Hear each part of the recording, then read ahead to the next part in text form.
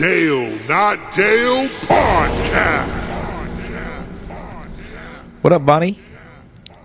Hello. Dude, It's starting to become a thing. it's just getting worse than we're back. Yeah, no, but I'm not doing the hello. I gotta stop doing that. Yeah, we don't need two things. We don't. You saying hello like a little mouse is not fun. Okay. What's up, man? Dude, we just jinx.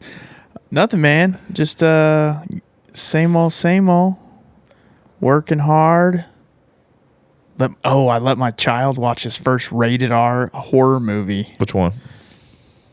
So we first, I wanted to bring him in easy, right? Because I like horror movies. When I was like 16, 17, 18. I don't do them. So I kind of wanted to get back into it. So I came into him real, try to be kind of nice, and I gave him Jeepers Creepers. Oh, that was a good one. I remember when I was like 16, that scared the hell out of me. Yeah, that came out like 98 or 99. It was something like that. Yep. And so I let him watch that, and he was like, it wasn't even scary. I'm like, I'm going to ramp this up. Like, we got to get to somewhere. Then what'd you go to? Saw. Oh, so the original Saw is great. Okay, that's the one I showed him that he saw. He saw. Yes. And so for me, my favorite part of the movie is how they mess with your brain in it. Like, who did this? Who did that? Like, it's just like intense. Movie gets over. He's like, that movie was awesome. I was like, well, did it scare you? He goes, no, but I really liked how suspenseful it was. That's not like a really, that's scary because that stuff could happen, but it's very I loved it. Mind trick. Yeah, I love it. It's a mind trick pony. That's dude, was that the second one where that chick got thrown through the dirty needles? That's the grossest part ever. I don't remember the second one. I know I watched it, but I don't remember it because the first one was so good. I remember watching the Saws because like those are just freaky. Those aren't like scary. I don't like scary movies. Yeah. But I don't think I could watch. I mean, I could probably watch Saw again, but I just don't get into that anymore. Did you ever watch House of a Thousand Corpses? No. It's a Rob Zombie movie. No, Rob Zombie's so demented. His is the Slayer films, right? Like slasher films. Yeah, for the most part. I was a big Rob Zombie music fan, but I never watched his movies. Because I'm not into that. Yeah. Anyway, well, I'll get you a Rob Zombie series for your birthday. My birthday's passed. Yeah. Next year. Well, you have another one coming up, I think. My favorite, but I will say my favorite part of House of a Thousand Corpses, when they had this little pit, and then there was like people down in there, and they had their like hands coming through this like sewage looking stuff, and then all of a sudden this guy pops up and he's like, "We're back!" I knew it. I knew it was coming. You didn't get me this time. Dang it! You got me the other day. This one, no. you didn't get me. Sorry. I knew it. Yeah, because I set it up that way. You were thinking too much. Yeah. The submarine was the best one. Dude, the summary. Yeah, I'm not gonna lie. I patted myself on the back for that one. That was good. I watched myself say that a few times on YouTube. That was a good one. Hey, speaking of YouTube, we just hit 1,000 followers. Dude, let's celebrate. 1,000 followers, baby. Let's go. Did we get the 1,000th follower name? What?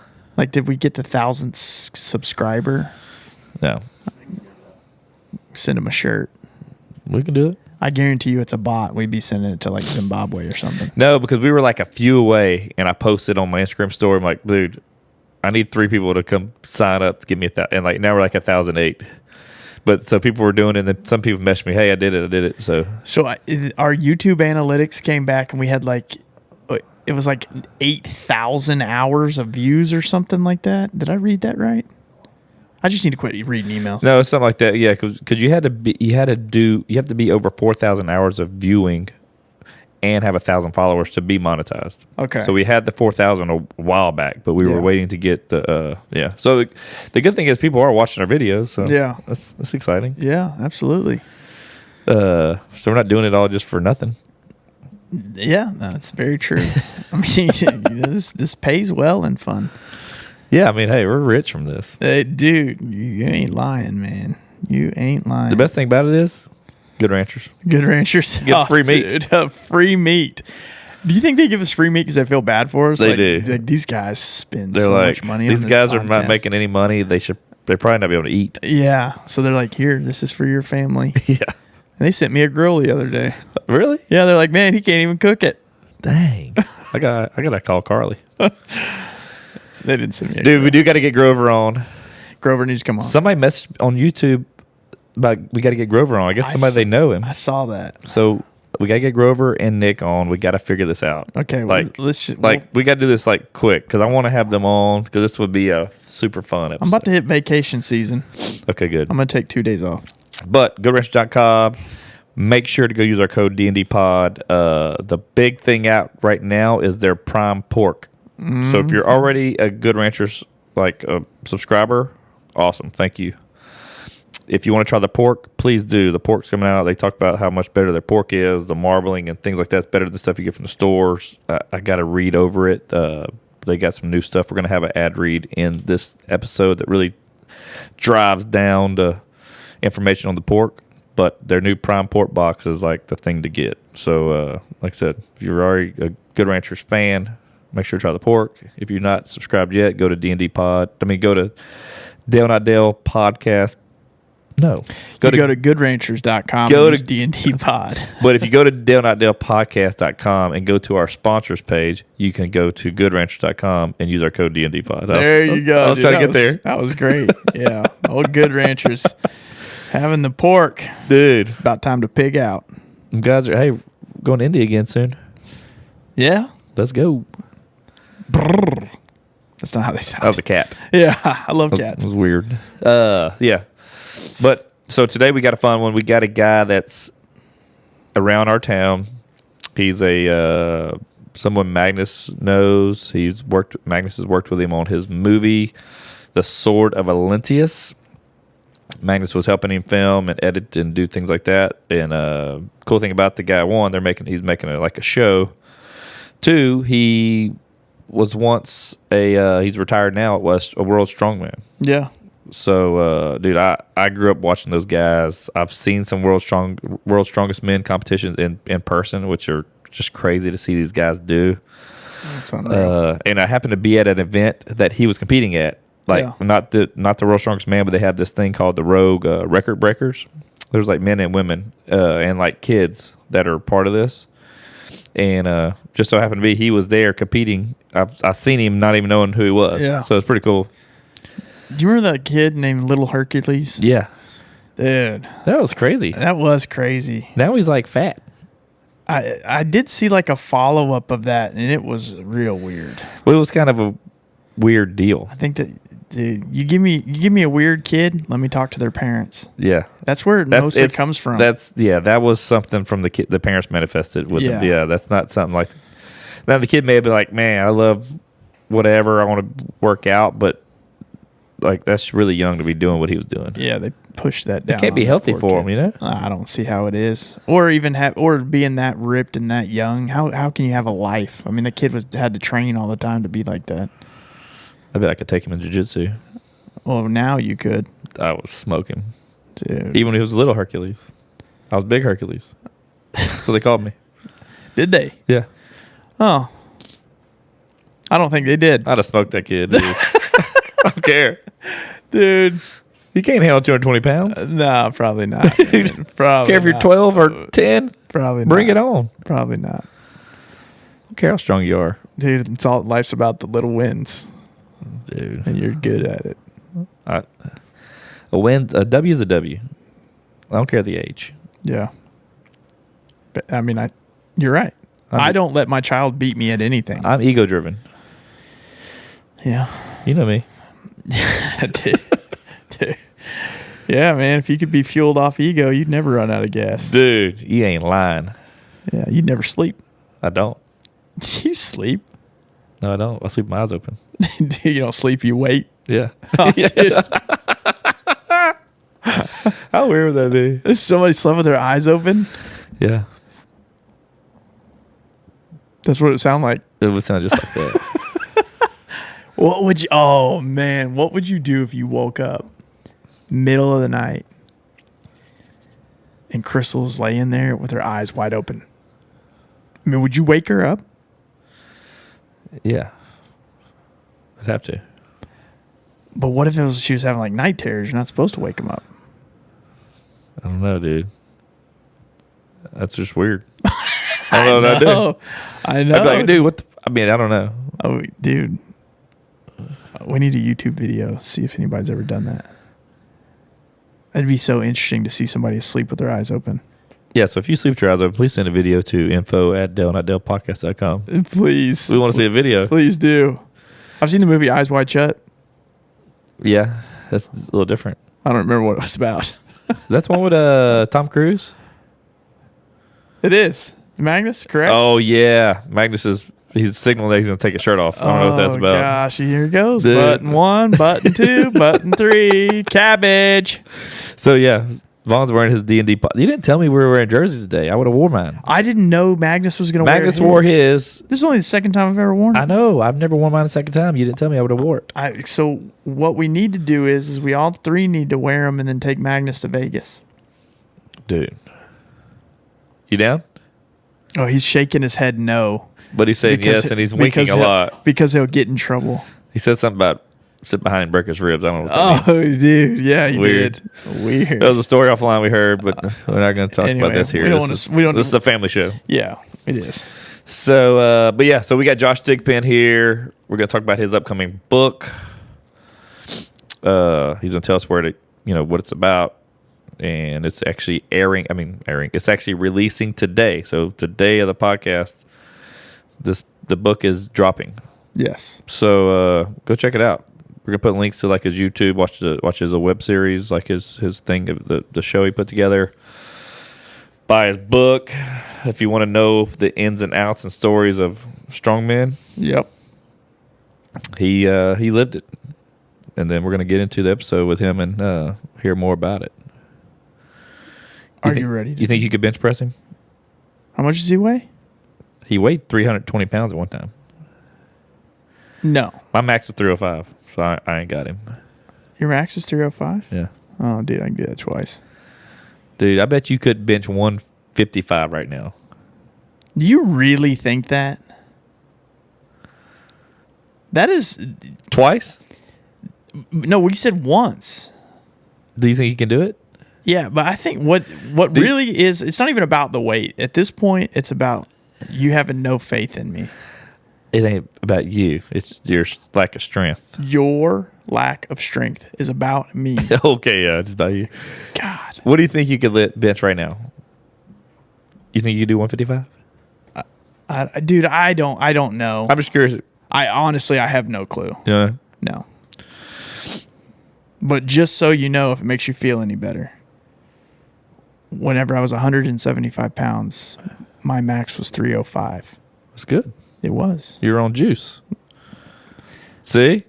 I mean, what's good for the goose ain't always good for the gander. I don't know if that applies there, but I love goose. Yeah. Quack. Dude. That's a duck. I don't know, man. I want to see. We're gonna do a YouTube video. I'm bringing CrossFit. I'm not doing CrossFit. I'm already telling you. I'm not doing Magnus is gonna film it. I don't know. I'm not doing CrossFit. I want to be like your coach. Remember that show Made? Yeah. And the person was always like crying and very whiny towards their coach. This is what's gonna be episode. We're gonna like steal all the graphics from MTV Made and make a whole episode. Okay, we're not gonna do that. You got Magnus, me. I'm dead. Yeah. Magnus is in. Dude, how about y'all just make your own? No, podcast? You're gonna be the client and I'm the trainer. I don't want to take any direction from you on anything. Why? What makes you think because you put me in the work? You tell me to do things and I do them just for the content. Exactly. And then I end up getting screwed and you get away scot-free. You didn't get screwed at jiu-jitsu? I cut my thumb on another man's mouth. Yeah. I bled all over a gi. I damn near had a heart attack for not breathing for 7 minutes. That was a great day. Yeah, I mean, I just the funniest thing about it, whenever we were done, you're like, Magnus, don't be showing that I was out of breath. I'm like, well, that's what we shot. I I didn't say it like that. You but did. I did say don't make this whole video. What I said was don't make this whole video to make fun of me because you could have. But you did it tastefully, and I appreciate that. Yeah, there's a longer cut that I directed. All right. Okay, I'm coming to your house. And Dude, you keep poking the bear, and one day the bear's going to wake up. do it. I want to see some aggression. Next thing, y'all are going to like be at work or something, and y'all are going to come home, and your house is going to be completely burned down. Damn. Yeah. I bet you won't do it. That's where it gets. I got you on tape. I don't care if you have me on tape. Prove it was me. Huh? I'll shoot a firecracker. I got ring cameras. Oh, I'll wear a poncho. They'll never know. Yeah, not a clue. All right, well, let's get Josh in here. He's a strong man. Yes, he is. He's a very strong man. I can't wait to see how big this guy is in person. I can't wait for him. I bet I could take him, dude. Jesus, man. Come on, bro. Let's see if he'll flex on us. I'm all amped up on PDs right now, dude. Let's go. Dude, I love how you're just putting that out there now, man. You've been telling everybody that last 8 episodes. But I say it as a joke. Oh, well, me too. Yeah. I say it as a joke. You're saying it's like an admittance. I mean, we had my dang TRT doctor on here. Well, yeah, there's that. Yeah. There's that. All right, let's get into this. All right. Uncle Dale and Vaughn with stories to unfold. So sit back, relax, and behold. We discussing life and all its ups and downs. Tune in from your side of town. Talking pop cultures, movies, and TV shows.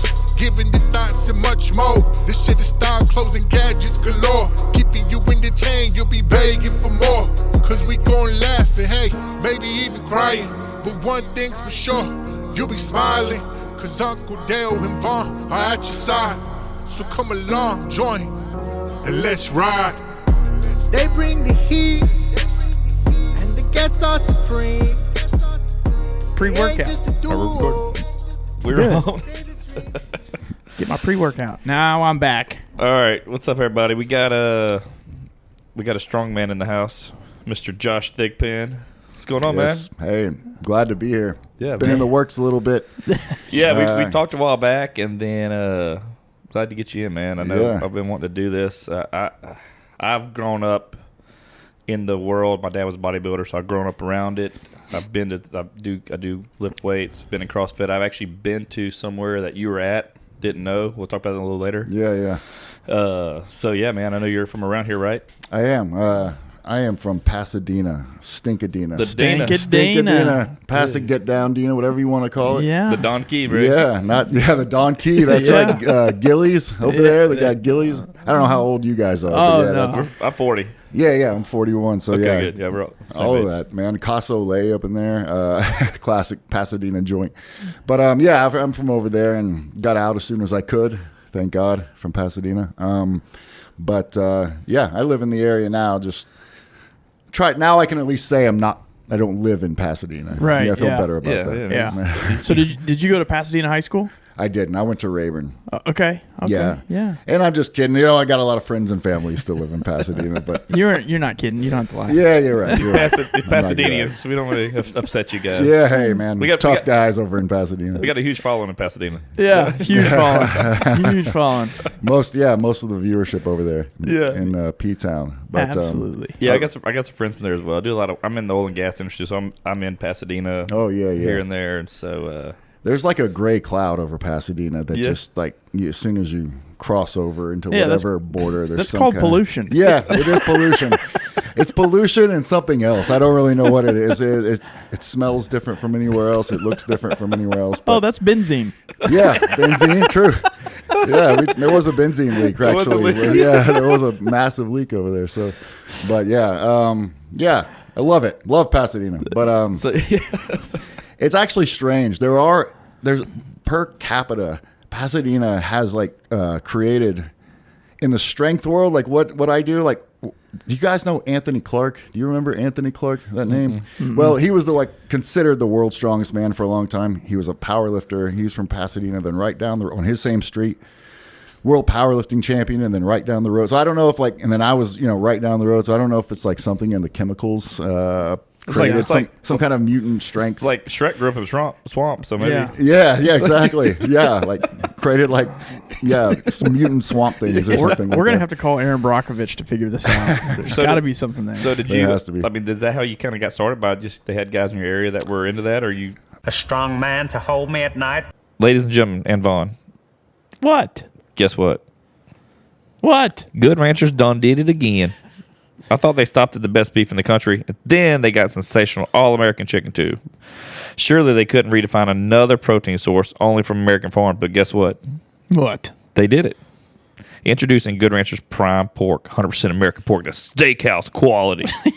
Oh man, you might be thinking I was. Oh, I'm sorry. You might be thinking I've never heard of prime pork before, and that's the problem. Why? Prime pork has amazing marbling, just like prime steak. It's also 25% more tender than regular pork. If you're ready to experience pork in all the meat in its prime, it's time to give Good Ranchers a try. Why haven't you used Good Ranchers before? If you're listening to this, why? Okay, go ahead, Bunch.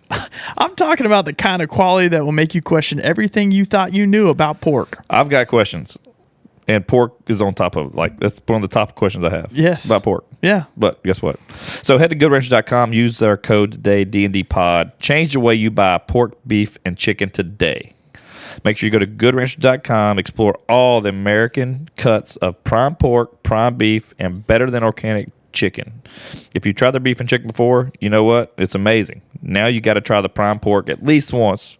Trust me. Use my code DNDPOD for $30 off your box at goodranchers.com. Now's the time to get American meat conveniently delivered to your door. Remember, go to goodranchers.com and use the code DNDPOD for $30 off of your delivery of America's best beef, chicken, and prime pork today. Good Ranchers. A strong man to hold me at night. No, I didn't know those Probably the guys. big guy. Well, until later, but I got into it because when I first and foremost, I was a skinny, weak little kid, and I was also short before I hit puberty, and so I wanted anything that had to do with like getting strong. I was obsessed with, Okay. like obviously like superheroes and all that. So I saw World's Strongest Man. Like I actually saw it in a TV guide first because we didn't have cable when I was growing up. And so I would just like stare at the words World's Strongest Man competition. Literally, I would call my friends up and ask them to record it, or I would watch it scrambled, like most people watching other stuff scrambled, Yeah. Oh, yeah. And I did do that. I'm You're just saying, but I was watching. You were watching men lift weights. Yeah, but I was watching the World's Strongest Man. You were watching Channel 96, the old fuzzy channel. Yeah. I did do some of that one, but I would sit there and watch these, just listen, and I was fascinated by it, and so I wanted to be like, because it was like, like actual real life superheroes. These were like gigantic, huge guys doing like superhuman things in some like exotic location, like some crazy country. And so to me, that's what I wanted to do. And since I was so skinny, I was picked on, but like even picked on by my own coach. Like I'm not going to say his name. I talk about him in my upcoming book. Okay. But just call him Coach C. Okay. And I mean, he would just, every day was hell with this guy, calling me pathetic and all this just because I was a skinny little kid. And just like a grown man, you know what I mean? Like talking to a kid like that. Oh, yeah. And it's like, come on, dude. But so that really kind of honestly, it pissed me off, Yeah. Like when you're a kid and you're bullied by That was one somebody. of your drivers, though. Yeah, big time. Because you could go one route or the other with that. You could shoot the school up, or you could go get strong and big. So luckily you went that way. Yeah, I went that. Yeah. Dang, I mean, that'd be the sad I thing love about that. it. I love that. That can be bullied. You can go one way or the other. Yeah, So this coach was for what sport? He was our football coach. Okay. And so, he would call me pathetic and because I couldn't lift, or he would just anything to pick on me. And he actually wouldn't even. The first day we did our bench press max, I was excited to be lifting at all. Yeah. And this was in the 7th grade, and he goes around to each one of us, and he looks at me and he points at me finally. And I was like, oh, he picked me. All right, feeling good. Yeah. He's like, you come over here and spot everybody. So he made me just spot everyone, you know what I mean, one by one while everybody lifted and took their bench press max. And then one by one, they all walked out of the weight room, including the coach. And I'm standing there still spotting. And I was like, Coach, what about me? And he said, oh, yeah. Threw 80 pounds on the bar. He goes, get down there, Thigpen. I struggled with everything I had and finally lifted it. And he laughs and goes, yeah, that looks about right. And just leaves the weight room. You know what I mean? Like he didn't even think that I was, worthy to lift with all the other guys. And so that just really, it just got me, man. That because I remember thinking like, I'm going to be stronger than this guy. I understood. I was 12 years old. You know what I mean? But it's weird because now I didn't realize, he seemed like a huge, gigantic guy. Like we were all scared of him. Yeah. But now you see why he was picking on and coaching junior high kids. He's an insecure guy, Yeah, he's a short little guy is what it is. Okay. And so he picked junior high kids intentionally, right? And so that fired me up. But I do have to say this. I have him to thank as well because he taught us how to lift. He taught us how to train hard. Like we really worked out hard, man. While all these other junior highs. He taught form and stuff like that too. I mean, he was form and like he did work us hard. The hardest training I've ever done was in junior high. And that's after competing in the world's strongest man. Like that's crazy. That set the foundation in more ways than one. But it kind of weird because later on it came back around. I actually met him at a gym and didn't even realize it was him. And he kind of apologized without apologizing, And I could have gone one way or the other with that, I could have really laid into him, but I chose to go the other route. But anyway, that's all in, talk about all that in the book, upcoming book, Adventures of a Pro Strongman. But anyway, that's what set the course. And then I just started being obsessed with training and working out. So that's crazy. So who was the big strongman when we were growing up? I mean, I remember seeing the guy like the Magnus guys on ESPN, back in the day. Yeah, Magnus from Magnuson, Magnus Samuelsson, and earlier than that, Bill Kazmaier. Yeah, and so that really was what set me was Bill Kazmaier, and there's a Viking, Icelandic guy named John Paul Sigmarsson, and so when you saw these two guys competing, it was like watching Hercules versus Thor, like. One of them was like a blonde Viking with a ponytail and huge, and Kaz had this beard and was massive, and like they looked like you were watching something crazy. They'd go compete in some crazy country and lifting cars and doing all this stuff. So yeah, those were the guys that really got me, and plus Magnus, both Magnuses, and yeah, so those were when we were coming up. Those were the main guys. I remember watching that as a kid, man. The crazy thing, I grew up, my dad was a bodybuilder. I grew up around that in the gym my whole life. I was a skinny kid too, and I ended up being a golfer. So I didn't lift weights at all until I graduated. I was 6 foot, 135 pounds.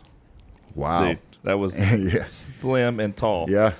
And then by the time I started working out, I think I was 24, and I was like 6'2" at the time and like 160, which is still like I was just kind of skinny fat, Yeah. And but my dad never like pushed me to do it.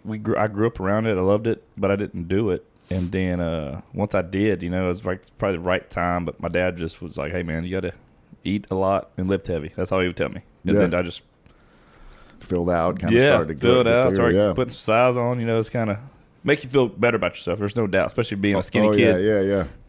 Yeah, and like I tried to work out. I actually hit a growth spurt, so I went from being like short in junior high to being tall. But my freshman year got like there's a yearbook picture that I wish I could just wipe out from all existence, man. But I was like, because it was like a Stretch Armstrong doll. Like I became like, so I think I grew to like 6'3" or something or 6'4" my freshman year. But I weighed like. It's the same, like 130 or 140, like really skinny.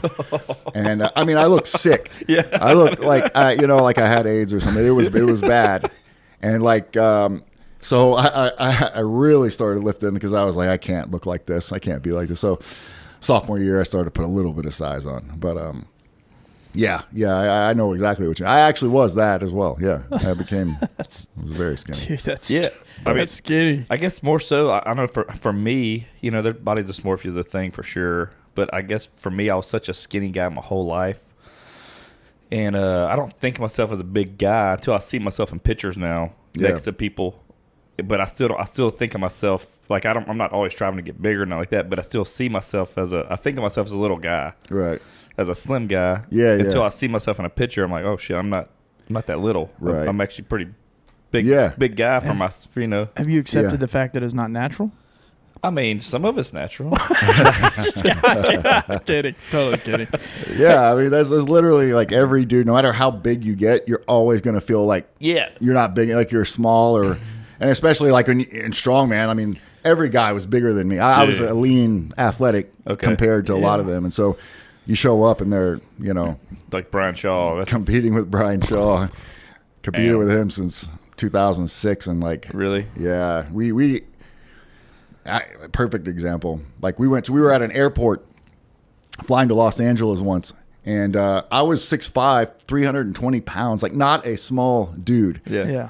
And there was a guy on the flight, and he asked me. He said, "Where are y'all going?" He said, "Oh, we're going to a strongman competition." He said, "Oh." He looked at me and he looked at Shaw, and he was like confused, and he was like, "Well, okay, so he must be your oil guy then. he must be your oil guy," like pointing at me, and I'm like, "Yeah." I But was Brian oil Shaw guy. is bigger than all other strongmen. that Bigger I've than seen. any other He's- human I've in the. he is- He's the biggest human being you'll ever. I mean, like Hafthor is actually technically like bigger. Is that the mountain? Yeah, that's Yeah. the mountain, and but something about Shaw. Dude, He's humongous, man. If Shaw looks like he couldn't fit through that door. he couldn't. Yeah, and if he walked in here, you would literally like be taken aback. Like he's the biggest. Like his ancestors were giants or something. He's huge, man. So that's where my first time I saw Brian Shaw was at the 2021 Rogue Invitational, and you were there. Yeah. On the Record Breakers. Right? Yeah. So we went out there to watch you guys in the vendor village. Yeah. And so whenever when Magnus told me who you were, and he told me, and I was like, oh, you're at the same event. Yeah. But yeah, so I love that stuff, man. It's fun to Oh watch. yeah, dude, and yeah, we got to do the Denny Stones hold out there, which I'm still a little annoyed that we didn't do it in the stadium. They put us out there. I don't really know what that was about, but yeah, so that we got to do the Denny Stones out there, and yeah, I think people don't until you see you can watch them on TV. I say them, I'm one of them, but I mean like the gigantic guys. You don't see until you see them in person. Like it's just some of these guys are massive.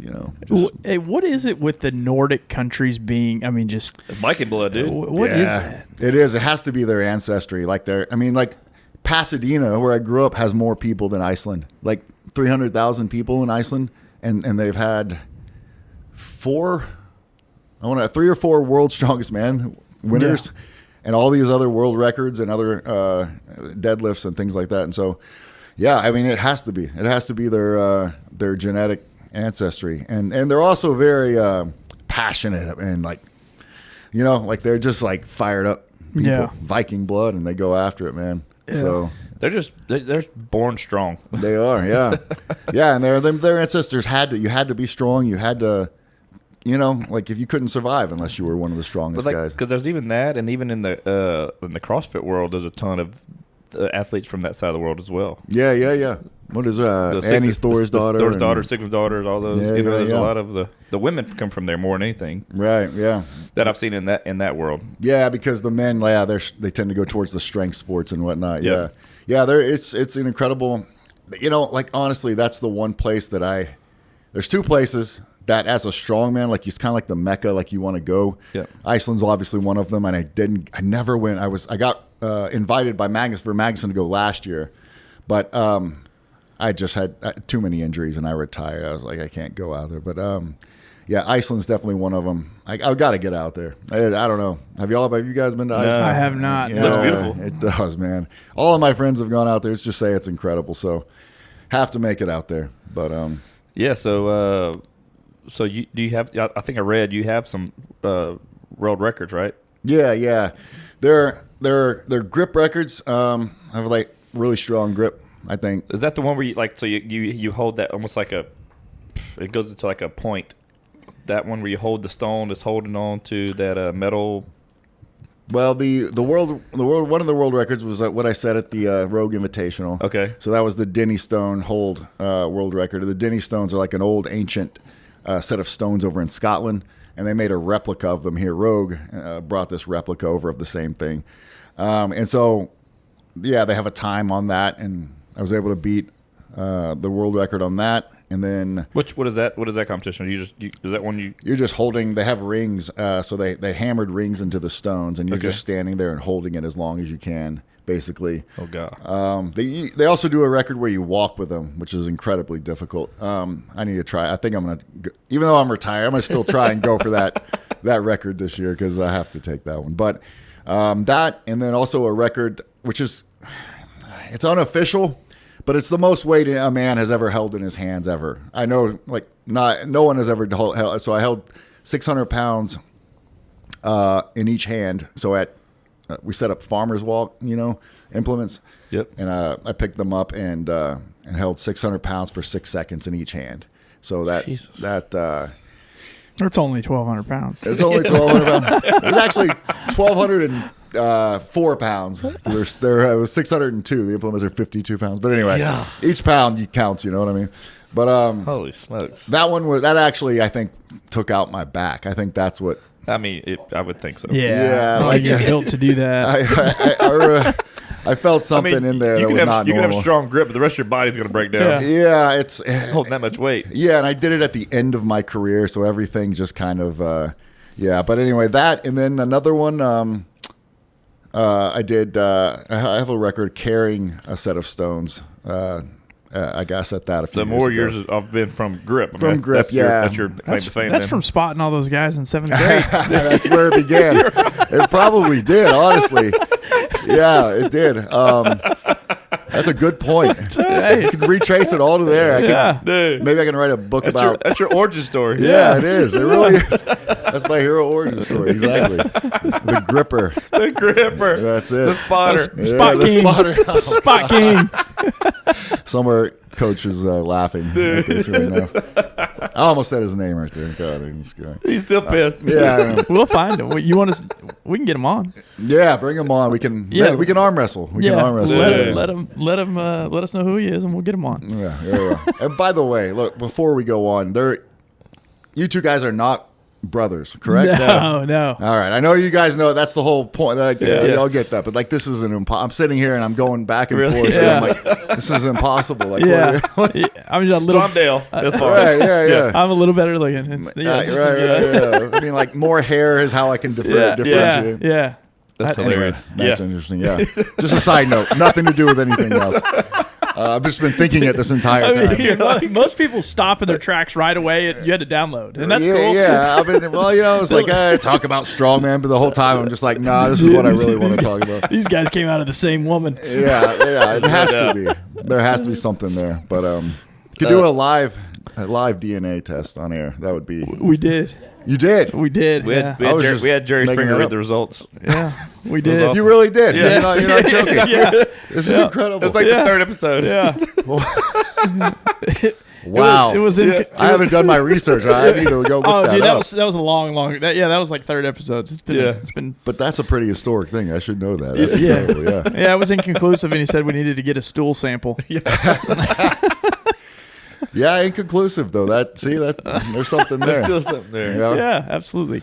My dad was like, I can't guarantee I didn't mess around with his mom. the proximity that you guys are. Yeah. I didn't ask my mom because I didn't want to know. Yeah. Yeah, it was destiny. That's hilarious. So I get okay. So a lot of your stuff has been more from the grip side. So what about your other, like, what are some of your other PRs? Like, far as, I guess, like, maybe the log press or deadlifts? Like, what were your other ones that you're... Well, I would say, like, when I was getting ready for World's Strongest Man, 2015, we did a squat, and I hit, like, 700 for 10 reps on the squat on that. Yeah. Training for that. That's only 7,000 pounds. I was able to win the squat. That was one of the only good things at my World's Strongest Man that year. But I won the squat, which is, bragging rights. You want to win the power event. That's a compound. That's a big movement. Yeah. And that was probably actually, I had Hawthorne in my group that year, and all the other, there was a lot of good squatters. So that's something to be proud of. The rest of it didn't go as good, but yeah. So the squat, and then deadlift. It's a strange thing in strongman. You have to be a world class deadlifter. You're probably gotta be shorter for that. I mean, you're pretty tall for deadlifting. Well, but they sumo. Do they do? Sumo's not allowed, It's but not? Okay. the best deadlifters tend to be taller but have shorter legs. Like you have a long torso and long arms, so that mechanically you don't have to pull as far. But there's a reason, I don't know if we can talk about on here, why I think my deadlift didn't go up as easy as other guys. Hey, there's nothing off limits. Okay, yeah, we didn't talk about that before. Yeah, no, you're good. Well, yeah, for a long time I competed naturally as a strongman. So that one of the things that really helps that is not being natural. The deadlift really, really benefits from that. Yep. And so, I made it pretty far without taking anything. But a lot of people aren't going to believe that, which is fine with me. And so the deadlift, but I did eventually get it up to close to 900-pound deadlift. It was like 800 something. But as a pro strongman, that's actually on the low side, very low side. Yeah, I think Martine hit like 1,100 pounds at that rogue deal or something like that. Yeah, like the world record's like right over 1,100 pounds. Eddie Hall's got that, right? Yeah, Eddie Hall and Hawthorne broke that, and then you've got several guys at 1,000. Which, I mean, a few years ago in powerlifting, 800 was the standard. If you could do 800, and now if you only can pull 800 pounds as a pro strongman, like you don't even bother showing up hardly. I mean, it's like most guys can do 900, 1,000, or more. So anyway, my deadlift is probably not one of my better things. I used to be really good at overhead, like pressing. Behind the neck press, could do like close to 500 pounds on that. Cool. And, that was all, strong shoulders and stuff like that.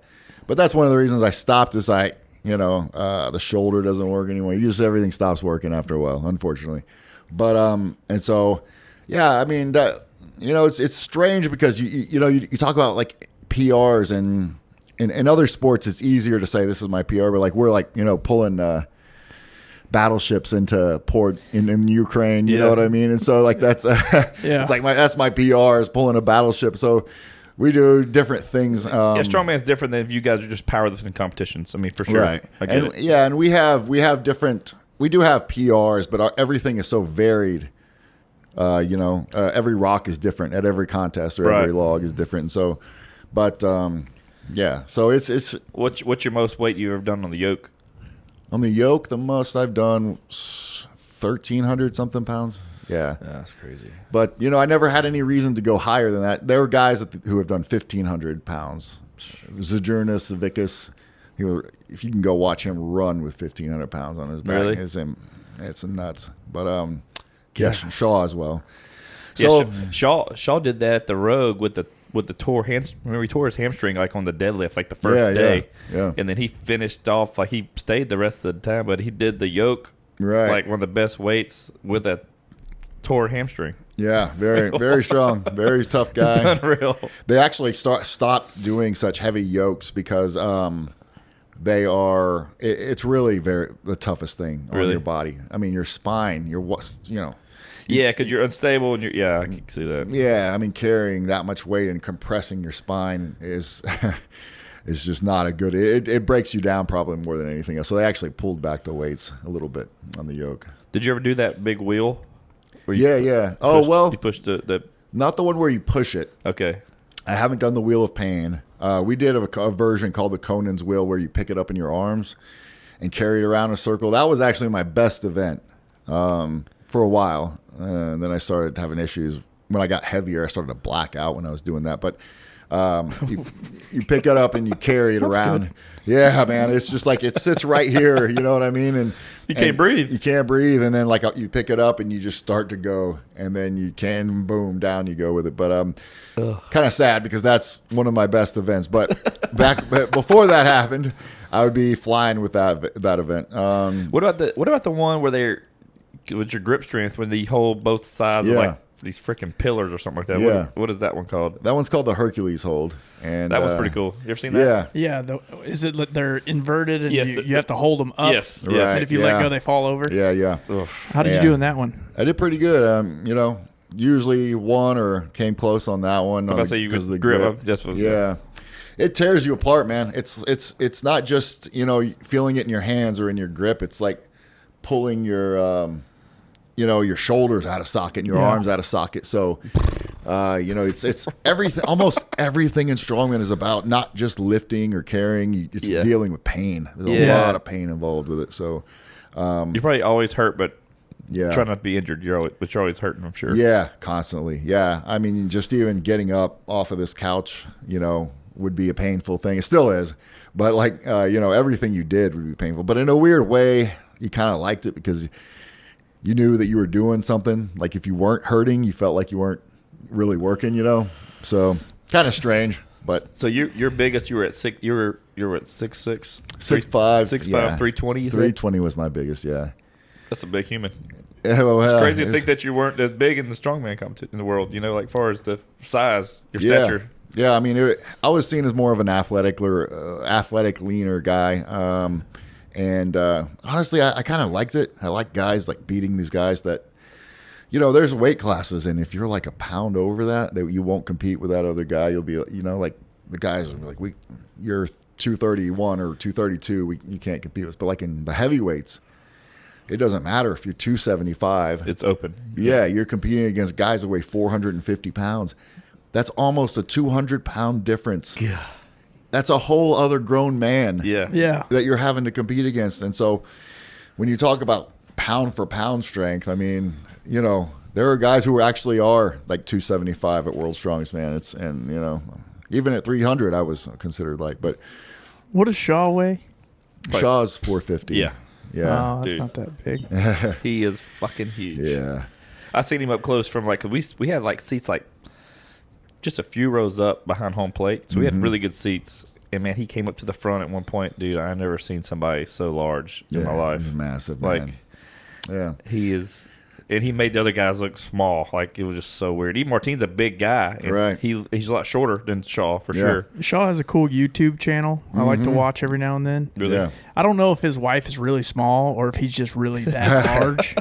Yeah, I mean, she's not like a big lady at all. But yes, he is that large. There's nobody he wouldn't make look small. I mean, except for maybe Hofthor. Hofthor's around the same height, and Hofthor's actually slightly taller.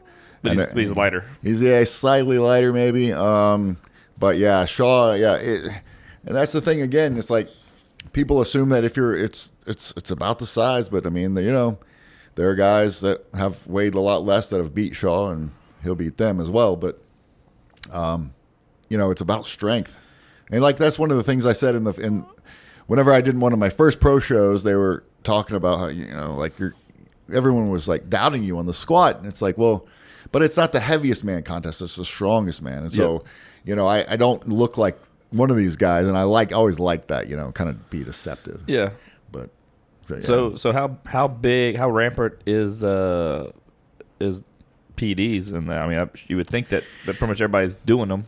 Yeah. They're not drug tested? World's Strongest Man is drug tested, but they're drug tested for recreational drugs, and so I don't know, but it's a sport that is not tested otherwise, and there's no other drug testing, and so Well, it's like bodybuilding the same way. I mean, you want these. I mean, I want to see these guys doing it. So yeah. And even though when I didn't take it, I didn't care that the other guys were. I kind of took pride in that, like wanting to be able to beat those guys, and so, but like I just in my opinion, I don't care about it. Like I don't care if anybody's taking it. Like, what does it matter to me? Yeah. What anyone's doing or taking? Like, even if it's for a sport, it's just a sport. Like, who cares? Yeah. I couldn't care less. Yeah. So you didn't think, to you, it didn't seem like they had a significant advantage over...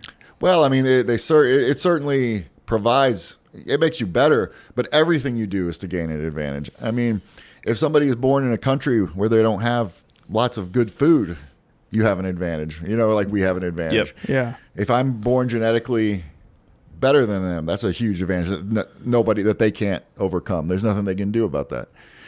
So everything is an advantage. Everything you do in every sport is to gain an advantage. And so why is one worse than the other? It's just because of a stigma, in my opinion, especially because there's needles involved and stuff like that. I mean, no, it's But I'm not going to say I never. I mean, I eventually got a prescription for testosterone, but it's so But I would say the 90% of my career probably didn't take anything. But so what was the longevity of your career? Would you become I guess professional? Yeah, I competed for a total of like 21 years, and I turned pro in 2005, and so it's like what is that? 18 years or something like that as a pro. Okay. And so it's a long career for strongman. Most guys, so I was beat able your to body up. Yeah, like got to compete with like guys from the old days, like Magnus Samuelsson. Which is probably the coolest guy I've ever met in strongman. But Magnus Samuelsson and then Mariusz Pudzianowski, and then The brothers now. Who's that? Tom and what's his name? the Stoltman brothers. Yeah, Yeah. Luke and Tom Stoltman. Yeah, Luke and Tom. Yep. Yeah, and it's strongman has changed, that's for sure. Like you said, YouTube has become a huge thing in strongman. Like so many guys have YouTube channels, and I actually went to World's Strongest Man this year just to help out. They asked me to come help out with the show, the actual show. And I've never seen that. There were people running over other people. One of the craziest things I saw, before they let everyone in for the finals, they had them back behind gates. Then they opened the gate and everyone rushed in. And this one guy got trampled, Shit. fell on the ground, had people running over him. He got up without missing a beat and stuck with this obsessed look and ran to the front of the gate to get his spot. Didn't bother him at all. He had just been trampled. And I was like, okay, we've reached a new level. Like that's Big fanfare. yeah, that's something you Wow. would see at like a maybe NFL or something, or UFC or something. So that I couldn't believe my eyes. Well, you definitely wouldn't see that when I started. Well, social media's got to have helped these guys over the last few years really be more marketable. Big like time. Martine really blew up, man. Yeah. Like he did stuff with the Buttery Bros and doing stuff like that with them. Right. Like they're getting, and Rogues really made a lot of people bigger too. Absolutely. The Rogues huge, man. I mean, Yeah, Rogue has helped a ton. They have so much money to throw at it, and they love it. So yeah, they do all kinds of documentaries and make all kinds of cool equipment, like that Wheel of Pain is something Yep. they made, and so it's Rogue has definitely helped, and it's only going to keep getting bigger. And thank God the prize money is starting to go up. So yeah. it was not great. And now it's getting better. It's getting better. Yeah. So. What was what would you say was the best country you got to go to compete? Well, it's Ukraine has the most beautiful women for sure. Yeah. Hell So yeah. if you're gonna talk about just women wise, you want to pick like categories. Ukraine is probably 9 out of 10 women there could be a model over here. Like, I mean, I told guys who went with me on my last trip to Ukraine, I said, get ready. You don't understand what you're about to see. Yeah. And they just laughed it off. And then we got out on the road, like on a sidewalk, and we were just walking down the sidewalk, and they just stopped and like couldn't compute what they were seeing. Like their mouths were open, like just watching all of the beautiful women pass them. Like they literally, like you have to go there to see it, to believe it. It's insane. But anyway. I'm going to get a little time before I go over there. Yeah. Yeah. That's probably not safe. Yeah. Yeah, true. That's probably, yeah. Still holds true, but probably yeah, you not a might want good to wait. time. Right. We had a really good time over there. Like I said, in Ukraine, got to pull a battleship in the Black Sea and compete in the ruins of an ancient Greek city and stuff like that. So that was cool. So what was that? What was that part of the competition? You had to pull at a certain amount of time, or see how far you Right. pulled in a certain amount of time. Like what was that? Yeah, this was the Team World Championships, and they had so we had 4 guys from each country, and so they had 2 ropes, and so myself and all 4 of us, we all sat down, and we had a rope, and together they would pull a battleship back out, and then we would with our arms just grab onto the rope and then like pull and pull that thing in with our arms. And so right on the Black Sea. And so I mean, you can't beat that. This was a gigantic battleship. I have a picture of it, but it's absolutely massive. And so that's cool. That was cool pulling that in. And but I would say eventually China became my favorite place, like second home, because I went there so many times. I don't know, I was like there like 10 times or something, but they got to go with some cool people and travel around China. And obviously certain things I'm not a fan of China, but like the culture I kind of like. It's cool. So I'd say China, and strangely enough, Ethiopia was probably another one of my favorite. I guess the cool thing about it is people compete from all over the world, so that's the best thing about that sport. You can see a lot. 100%.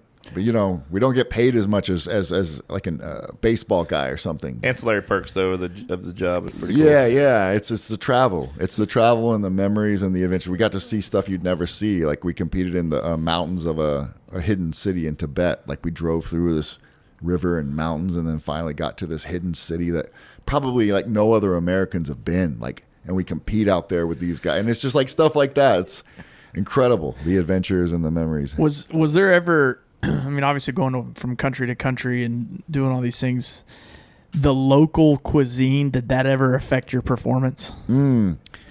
Yeah.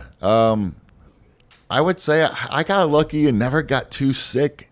A lot of guys did in certain countries. I would say when we got to World's Strongest Man, they treat you like they put you in a pretty nice hotel, and so the food is a little bit better there. I would say the only place I've really gotten sick was Ethiopia, and that wasn't really a strongman competition per se. So like exhibition or something. I was actually there when I was younger. It was actually a mission trip back when I was trying to decide if I wanted to be a missionary or whatever. But that's a whole other story. But and so it was a big trip in my strongman career because it was like I had to make a decision at that point. But I almost died in Ethiopia. That was really bad. Yeah. From the food? From the food, yeah. What did you eat? What do you think it was? Well, so one night we got sick of eating Ethiopian food, which, isn't bad or anything, but you crave American, so we went to this American restaurant. And you don't want to go to an American restaurant in Ethiopia. And so we all got fajitas. Oh, God. Ethiopian fajitas are great. That's what I heard. Yeah, we got fajitas and milkshakes. Oh, that's a great call. Yeah, and as soon as we walked out of the restaurant. Nothing more American than that. No, yeah. Rhinoceros testicles and milkshakes. Right, yeah. Oh. Yeah, I mean, who knows what this really was. Like, how long that meat had been sitting out, and before we left, the women that were there with us, like, just started projectile vomiting. Oh, hell yeah! After they took a step out of the restaurant, and then when we all knew we were screwed at that, like, oh, it's gonna hit each one. Yeah, and it didn't. It hit me last. I got it. Like I thought I was in the clear, and then like 3 a.m. Hit me, and I've never felt that bad. Except when I got COVID this year. That was pretty rough. But anyway, earlier this year, I got COVID. I almost died then too. But actually, I died a couple of ways. Almost died a couple of ways in Ethiopia. Not only the food, but we went on a mountain out there that when we got up on this mountain, these baboons ran up the side of this mountain, and it was this like tropical place, this tropical paradise on top of this mountain. We saw these like palm trees and all this stuff, and we made it to a thermally heated pond. It was like this blue-green water, and it was heated like a hot tub. So we were like, yeah, this is paradise. We went and got in, swam in, and we're just chilling. And then I was like, all right, let's get out of here. I turned around. I had a machine gun pointed at my face. Holy crap. And these Afar tribesmen from Ethiopia that lived on this mountain. They showed up with machine guns and machetes and did not want us there. That's all, and so we had to figure out a way to escape, to negotiate. So with were that. you able to communicate with them? We had one translator, and he definitely helped the situation. So what did they basically just tell you? Hey, you're swimming in our waters. Yeah, it was hard at first to try to figure out, but we negotiated some stuff, which I talk about in the book a little bit about how we got out of there, how we escaped, but yeah, I'm gonna read the book, but I hope you had to sacrifice somebody. Yeah, I sacrificed everyone. Dude, awesome. I was the only one that made it out Awesome. of there. Hey, biggest guys killed everybody. Yeah, it's that's actually where I got a lot of my size. I absorbed everybody's strength. But There you go. It happens. No, but we so that was a cool trip, man. It was a cool trip. We went and like fed wild hyenas at night and stuff like that. It was just You were just trying to incredible. kill yourself out Yeah, there. why- We did our very best. We did our absolute best. Why to did make you that do? happen. Why did you do that? The trip in general? No, or feeding the hyenas. feeding the hyenas. It was just part of the trip. We didn't even know we were doing it. Our guides took us there. They weren't as funny as the ones from The Lion King. Yeah, they were not, and these were some big hyenas. Really? Yeah, they're massive. They're probably freaky to see in person, though. They are. Yeah, I mean, it's aren't like they extremely aggressive? well, they He's a can be. strong man. They can be, but because we had see, they're scavengers, and so if you're giving them food, they're just going to take it. They're not like hunters necessarily. So we were in a city called Harar, and our guides just took us to the edge of town, and it was nighttime, and our cars flashed across this field, across all these eyes out in this field. Oh, man. And we saw it was like hyena eyes way out in the field. And we get out and they turn the lights off. And so it's just pitch black. Hell yes. There's no lights anywhere, no street lights or anything. So it's literally pitch black. And we just hear them laughing. The hyenas laughing. And the laughing gets closer and closer. Oh. And so the girls start screaming, turn the lights back on. And they turn the lights back They're right on. there. And they're right there. Holy Right in front of us. They had crept right up. Yeah, that would be so awesome. It really honestly was. If I'm not, I mean, like it was scary, but it was like, I'm like, this is what I came. But there's for. smaller people there. You're like, I can get Yeah, behind yeah, them. exactly. I can push them in front of the. Yeah, Magnus does that. He's the American hyena. Yeah, Every time we turn the lights off in here, he's like, yeah, Yeah, just just like like that. He pops shows out. it right in front of us. yeah. Very weird. I can With see the that. shirt off. Put your shirt on. Yeah, I can see that. And yes, so this guy starts a fire and hands me a stick with some meat on it. And he's like, feed him.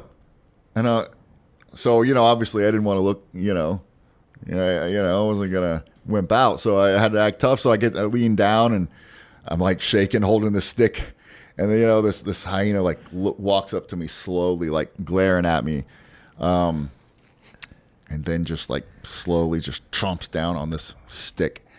And man, like the strength of its jaws. I mean, I don't know. I could be wrong. I have to get John to fact check this, but I think they have the strongest bite, or one of the strongest bites. I think Really? it's stronger than a lion's bite. And they like it chomped down on this thing, and it didn't just like take the meat off of there. It like chomped down on it, and you could like the whole stick, like it was trying to bite the stick it has. So you could feel it was like it just did it just to show pressure, me. yeah. Yeah. And like I had to hold on to that thing. But like anyway, stuff like that. That was one of the best. So you got a record for adventures. the hyena choke? Yeah, the hyena hold. hold. Yeah. The stick hold. Yeah, because I mean, that was tough. Probably honestly. not many people have done that. So Yeah, I've gotten to do some cool stuff. That's for sure. okay, so I'm gonna get to this just so I know this is important when we talk about. So you've alluded to it a few times. So you have a new book coming out. Yeah. So what's the premise of this new one? And we'll talk about your old stuff. But what's the premise of this new one? Like, because you've talked about it some, but Yeah. we haven't got into it yet. Well, it's really just the stories that we've been telling, like the adventures of what you get to do as a strongman. Like everyone, you watch World's Strongest Man, you see us lifting rocks, and I do talk about some of that, like the cool stuff of, like I said, the pulling the battleship and all that. But Yep. it goes into the adventures and the stories and the stuff I've been telling y'all about that I got to do that other people maybe haven't got to do. And so I just started recounting all of these things that I've done. I was like, gosh, I need to write all this down. I never took too many pictures. Nowadays, if somebody goes somewhere, they have a million pictures. I never really took much pictures. And so, but it was always just in my head. So I decided to actually put it down in a book. and it's called The Adventures of a Pro Strongman. And what you get kind of an insight, because most people only see like World's Strongest Man, Yeah. But I've done 60 contests, overall throughout the years. Worldwide. Worldwide. And, you travel everywhere. You do all kinds of cool stuff. And so it's just a recounting of all of those adventures. And so I always say, like, every man, it's kind of a Braveheart quote. Every man dies, not every man lives. It's also kind of a way to, like, I don't know, encourage people to go out there and do stuff. Like, do what, you know what I mean? Yeah. Like, go see the world. It's whatever your goal is, whatever your dream is. If I went from a skinny, weak kid to the world's strongest man, Yeah. I mean, you can do anything. That's cool. So when does that release? That is releasing on the 25th. So July 25th. 10 days from, what is that? 12 days from now? Something Okay. like that. So yeah, it's coming up here, July 25th. Okay, good. Where do you get it at? You can get it on a website called startingstrongman.com. Okay. Eventually, we'll have it everywhere, but right now it's going to start off on startingstrongman.com. Okay, so we'll promote it for sure. We'll put some stuff out there. So I did go to your website whenever I was doing some research on you, and so on there you have other books that are like I guess if you want to be or become a strongman, right? This is kind of like you wrote like ebooks or something about that. Yeah, ebooks. And strongman is kind of a hard thing to figure out how to train for, and there really wasn't a way to do it. Not really like a program. Like if you want to be a bodybuilder, you can go online and look up a bodybuilding program. Yeah. But strongman, there's so many different things you have to train for and whatnot. So I wrote pretty much the first strongman training program that accounts for all of the things in strongman and the recovery and all of that. So if you want to be a strongman, I created the Cube Method. It's called the Cube Method for Strongman, and there's about 5 variations of that, ebooks that you can get that have different ways of doing it.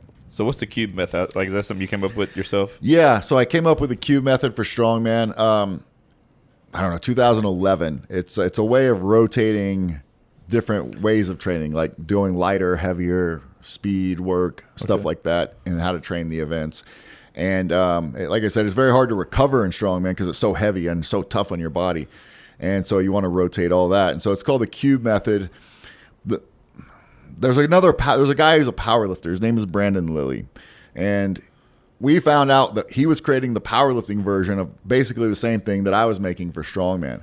And so we kind of got together. It's like there's no reason to, if we're compete gonna, against. we put out the same thing. Let's just team up. And so he had already kind of named it the Cube Method, and that's because of the way it breaks down. It's kind of like in a square, the number system that you follow. And so I was like, sounds good to me. So we called it the Cube Method for strongman. And so there's the powerlifting and then there's strongman version. I created the strongman version. Brandon Lilly the powerlifting. So yeah, you can also get the Cube Method for strongman books on startingstrongman.com. Same website. Okay. And also there's a few other ones like Strongman Training Camp. I write like an ebook a year basically. So we've got like 13 ebooks or something like that. How many books you sold since? Oh gosh, I actually don't keep up with it. I couldn't give you a number, honestly. No. I don't know. Yeah, I just kind of like get paid every month, and then I don't really know. I don't have a number, to be honest, but it's definitely the most selling like program or ebook in strongman in the world. Like That's cool. And so it's the most followed program. People have come up with stuff since, other programs stuff, but mine's definitely probably the most followed. So, but yeah, it's when you are a pro strongman, you have to come up with multiple ways to make a living. Just as long as I don't have to have a regular job, then I'm good. Like I'll do anything to not have a regular job, and part of that is making money through ebooks and whatnot. But so are you still? So you don't have a normal? What do we call regular jobs? So you don't have a normal job? Not a normal 9 to 5. Yeah, I haven't had to have a normal job 9 to 5 for like 15 years or something like that now. Just through various things. I used to also. Do you guys know like the Power Team? Do you remember that? Oh yeah, Dude, absolutely. I have that written down in my notes. I was like, Dude. you ever redid the Power Team, or have you run it before? Yeah, I was a member of what's called Power Team split off and called in a few of the guys who were on the Power Team and kind of helped start that, made their own group called Team Impact. And so for a long time. For about 10 years, a decade or so, I traveled with Team Impact. I remember they came to my school, man. Yeah. I mean, I've done, I don't know, thousands of school assemblies, breaking bricks. You can rip a phone book. Yeah. Is that real? No, my buddy. There's a little spine you can find. My buddy did it. John, when you met John, Yeah. There's a way you can pinch it, and you can. They have a little spine. You see it. He's done it before. Yeah, most of the stuff we do is like real strength. Like it actually takes strength to do. But the phone book, the hot air. The water. I hate the hot air. This pops your face. Huh? Hey, the skillet. You can buy a skillet on Amazon. And Yeah, you can with bend one this skillet. hand. Yeah, you can. It's true. I'm not gonna deny that. The thing is, like, so if we go to all the guys are actually strong, but if you go do 10 assemblies or whatever in a day, and then you got a night program, you can't really do like very difficult things constantly. It'll just so we do. There was a lot of things that I'm not on the team, so I can say this now. I don't care anymore. But you know, you have to. I mean, we would like I would show up. We cut a log when we showed up somewhere, meaning it would give us a telephone pole. We would cut it, handles into it, and then we would lift it on stage at night in front of everyone. We would always call somebody up there to lift it. So it had to be just heavy enough for them to not be able to lift it and just light enough to be really easy for me.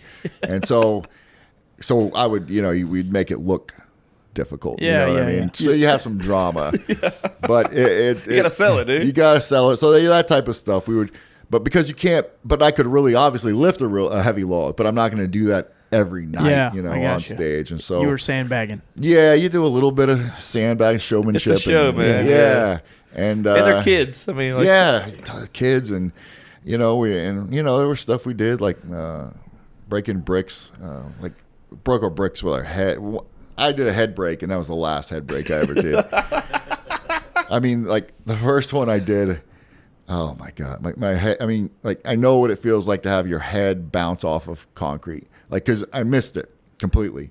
This was the first time I ever tried it. It was on stage in front of like 1,000 people. Yeah. And you warm up, and if you hit it just off slightly, you're not gonna break it. You have to hit it right in the middle, and you can't pull back. Like, you can't get scared at the last second and like pull and like clinch. You know what I mean? Yeah. And so my head just in front of all these people just bounced. Like you could hear it. Like you can hear my skull bouncing off of the concrete. Yeah, exactly. And so I turned around to the leader that was the guy who was with me. I said, "What do I do?" And I was like dizzy, I said, "What do I do?" And he goes, "Hit it again." And so I was like, "Okay." So this time I finally smashed and went through all of them. When you go through them, you don't feel it. Like it doesn't hurt. You know what I mean? Yeah. It's kind of like breaking a board or something. Like you don't really. Once if you go through it, you're good. But yeah, I was like, I'm never gonna do that again. Well, we've got a break here tonight. We're gonna Yeah, God. Yeah. Break a requirement to be on the podcast. Oh man. Yeah. Dude, Nightmares of that. The power team was awesome. I remember as a kid, I was pumped up. They'd come to our school. They go to our church, Yeah. If I'm not mistaken, was that one that they went around and it was stay off drugs and stuff like that? Yeah. The original one was like that. Yeah. When we did the same, when we went to like a school program. Yeah, they had a documentary about them. It was wild. And then they were all on drugs. Yeah. Hey, I don't know The original about that. the original power team. That was they had a documentary about the original. Yeah. Guys, Well, and a lot of the original guys started Team Impact, but yes, the original power team. Some of those guys maybe were. Like when I was on the team, that's actually one of the reasons why I couldn't take anything. Like they did actual drug testing on Team Impact, but the original power team, they didn't do drug tests. They actually encouraged, you know what I mean? Like they wanted guys to be as big as possible, and so I love it.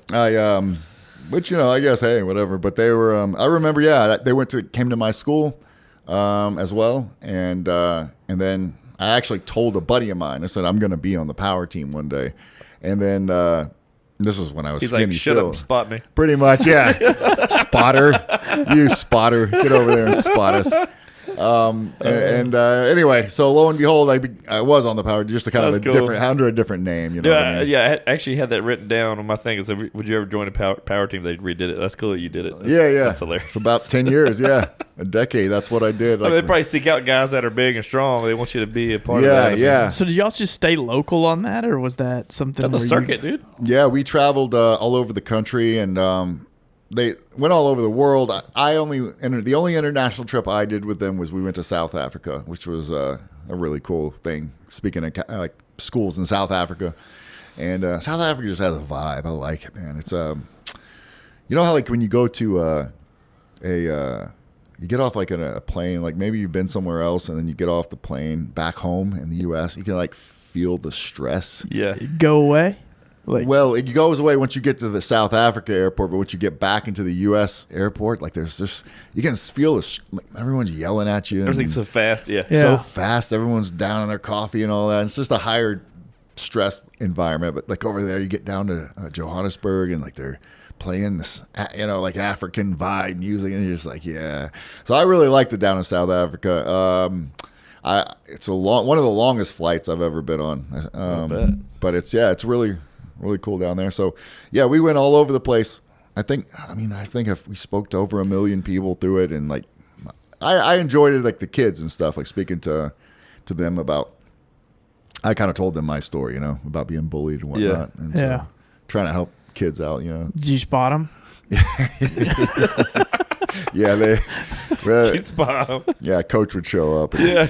make sure. Get on that bar, boy. Yeah, I was just it was That's awesome. yeah, it was cool, man. I enjoyed my time on there, but So you do other? I did read you do other public speakings as well, like you do stuff. Yeah, like outside of that, or that was a part of that. it was a big part of it. But I also do it on my own. So Okay. like I'll go to spoken at like we spoke military bases. We went to prisons. I spoke at prisons and stuff like that on my own, and I've done some school assemblies on my own and stuff like that. And so obviously, as y'all can tell, I can talk, right? So like Yeah. I just would just stand up there and. What was the what was the premise of most of it? Just The same type Just of a story? thing. Okay. Yeah, and so if it's Kind of like motivational. before, yeah, it's motivational. And before, when I used to have a different belief system. I'll say that. And so I would, do the churches and stuff like that. And so, but I don't do so much that anymore. But when I would go into like schools, it was all, because that's a secular environment anyway. You have to talk. You can only speak secularly. You can only talk about like going after your goals. yep. We did talk about staying off What drugs. faith based? Yeah, I get it. Yeah, it wasn't faith based. We would talk about, like I said, how I was bullied, going out, making the right choices. You can do anything you want if you make the right choice. Life is about choices and all that good stuff. So I like that. That's pretty Yeah. good. Yeah. But so yeah, I do. I don't do as much of the public speaking anymore. How's it talking to jails? How's that? That's got to be pretty crazy, huh? Yeah. Jails is Maximum security or minimum? both. I Yeah. was just trying to Yeah, we do put it both. in my head here. There's some, like I would do some where like they were so lax that if I was like, you could walk in and like the security, I remember I walk in, the guys were just sitting there in like a cafeteria, and the door to leave was right next to them. Like anybody could have taken off, right? But it was a low level. These were guys who were like going to get out in like a year, so they wouldn't risk it. Yeah. Oh, these are people that embezzle money. Yeah. No yeah. threat. Right. Yeah. So yeah, they didn't care about them. But then I would go to the maximum securities, and like, it's one of those things you don't want to do, if I'm being honest. Like, it's not a fun thing to walk into a prison. It can't be. It's not. And then you hear them like slam the gate behind you, and you're just kind of like, It's got to be uneasy. yeah, it's real uneasy. It's even worse when you can't walk out. Yeah, when you can't walk out. Luckily, I got to walk out, right? When I was going in, every time I'd be like, I'm going to get to leave. But they, these are the type of prisons where there's like a guy sitting up in a tower with a gun. Yeah. You know what I mean? Like ready, just like give him a reason, to shoot you. And so this is the type of place where they would have like 2 fences with barbed wire. So if you got past one, you have to get over another one through Yeah. another. And so, but it always ended up being the most rewarding. You'd always leave feeling like, it was good. But yeah, you don't want to actually It's not fun to go in there. I had to talk myself into it sometimes, But I bet it's a rough crowd. yeah, it's a rough crowd. Anything crazy ever happen? Nah, no. While I was there, the reason is a lot of the times when I was there, I got brought in by a specific group of people that they did a program with their kids, right? So if they got through this program, you got to see your kids for the day. And so like they weren't going to act up with their kids there. Yeah. And so, it was, never really saw too much crazy stuff. I did get to hear some cool stories about like them, like breakouts and stuff, like how they would hide in like trash cans and stuff for days at a time just for the right time until I heard a story about a guy, the reason they found them in a trash can, they went and held up like a, what do you call it? Like one of those stethoscope things, and they held it up to the trash can. They could hear their heartbeats in the trash can, and that's how they got caught. But Oh god. anyway, so some of that stuff was cool. I showed up sometimes when they were on lockdown, and like the guards were telling me like, they've been on lockdown for 2 weeks with no AC, eating like one piece of bread a day, and like there's probably not going to be any end in sight for these guys, and it's just like sounds pretty rough to me. Whenever I don't want a bunch of men to freak out, what I do is I turn the AC off and give them one loaf of bread or one piece of bread a day. Yeah, you're trying to encourage them to not have these like gang wars or whatever. Make them matter. Yeah, but So the prisons were cool but challenging. That's for sure. I can bet, dude. So what kind of training you do now? I mean, what do you? So now I have different goals.